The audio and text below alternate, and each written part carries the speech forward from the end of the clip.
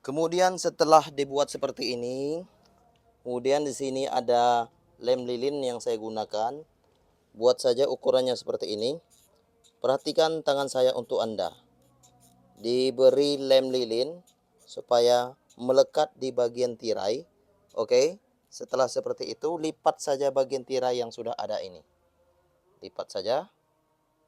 Kira-kira seperti ini lipatannya. Kemudian ini sama halnya dengan bagian 2 untuk bagian 1. Kemudian perhatikan tangan saya untuk Anda. Setelah itu harus dibuat dengan rata untuk lem yang diberi ke bagian tirai ini. Perhatikan tangan saya untuk Anda. Kira-kira seperti ini. Oke. Jangan lupa untuk klik tombol subscribe dan like video ini. Mudah-mudahan bermanfaat bagi Anda semua. Oke, setelah dibuat, maka tirai ini dibalik saja. Oke, setelah dibalik, maka dia bentuknya seperti ini. Kira-kira seperti ini ya.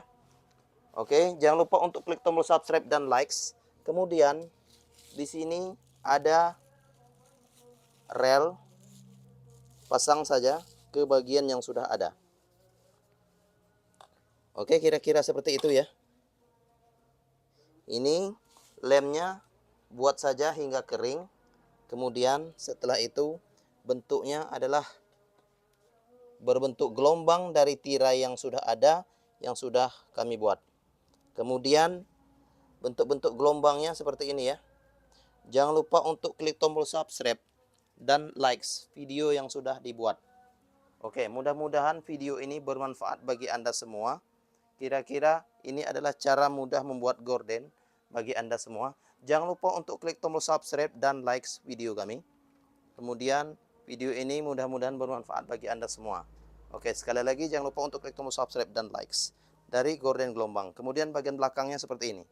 Ini adalah bagian belakang dari tirai gelombang. Kemudian ini adalah bagian depannya. Oke, sekali lagi jangan lupa untuk klik tombol subscribe dan likes. Kemudian Anda bisa menggunakan lem lagi. Di lem lagi bentuknya seperti ini. Kemudian bisa dijahit juga jika Anda menggunakan mesin jahit. Oke, terima kasih. Ini sekedar contoh. Terima kasih. Salam tutorial gorden.